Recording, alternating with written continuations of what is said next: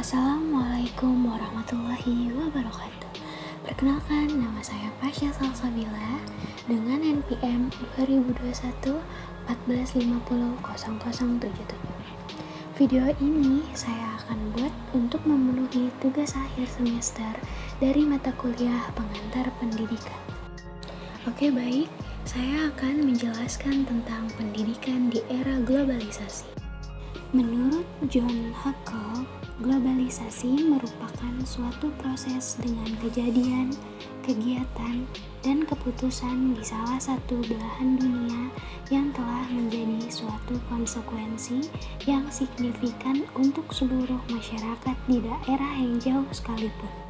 Jadi, globalisasi adalah satu kesatuan umat manusia di seluruh dunia untuk berkomunikasi, membangun peradaban dunia sesuai dengan tuntunan zaman dengan tujuan membuka kesempatan manusia bisa berkomunikasi jarak jauh maupun jarak yang dekat.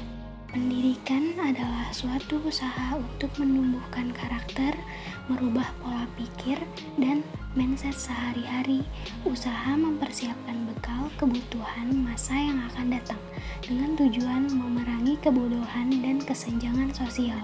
Pendidikan di era globalisasi adalah sebuah usaha meningkatkan integritas hidup di era kemajuan teknologi dan informasi seperti globalisasi.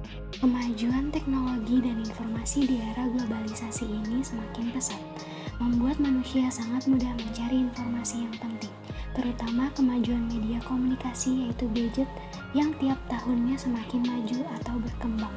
Ruang lingkup globalisasi. Bahrudin Darus menggambarkan 5 konfigurasi globalisasi, yaitu: pertama, globalisasi informasi dan komunikasi. Informasi dan komunikasi yang didukung dengan menggunakan teknologi dapat dilakukan dengan mudah dan efektif. Proses komunikasi melalui media massa seperti radio, televisi, internet, surat kabar, film, dan semacamnya dapat mengatasi perbedaan ruang dan waktu antara penyampaian pesan dan penerimaan pesan. Kedua, globalisasi ekonomi. Globalisasi ekonomi merupakan pengintegrasian ekonomi nasional bangsa-bangsa ke dalam sistem ekonomi global. Segenap aspek perekonomian, pasokan juga permintaan bahan mentah, informasi dan transformasi tenaga kerja, keuangan, distribusi, serta kegiatan-kegiatan pemasaran menyatu dan terjalin dalam hubungan interdependensi yang berskala global. Ketiga, globalisasi budaya. Globalisasi budaya tentu akan mempercepat akulturasi budaya antara bangsa yang satu dengan bangsa-bangsa yang lainnya. Keempat, globalisasi hukum. Kehidupan ekonomi global dengan aktivitas perusahaan transnasional sangat berpengaruh terhadap hukum dan sekaligus memberi peluang untuk mengubah logika dan praktik hukum. Kelima, globalisasi politik. Kehidupan politik yang mencakup beragam kegiatan berkaitan dengan perilaku politik maupun kelompok kepentingan.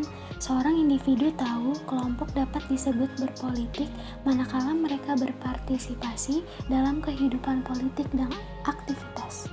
Dampak positif pendidikan di era globalisasi. Pertama, sistem belajar mengajar yang tidak selalu tatap muka. Kedua, kemudahan dalam mengakses informasi pendidikan. Ketiga, meningkatnya kualitas pendidik. Keempat, meningkatnya kualitas pendidikan. Kelima, pertukaran pelajar. Dan yang keenam, mendorong pelajar untuk menciptakan karya inovatif. Dampak negatif pendidikan di era globalisasi. Pertama, menurunnya kualitas moral pelajar. Kedua, meningkatnya kesenjangan sosial. Ketiga, tergerusnya kebudayaan lokal. Keempat, munculnya tradisi serba cepat dan instan. Dan yang kelima, komersialisasi pendidikan. Akhir kata, mohon maaf jika ada salah kata. Saya ucapkan terima kasih. Wassalamualaikum warahmatullahi wabarakatuh.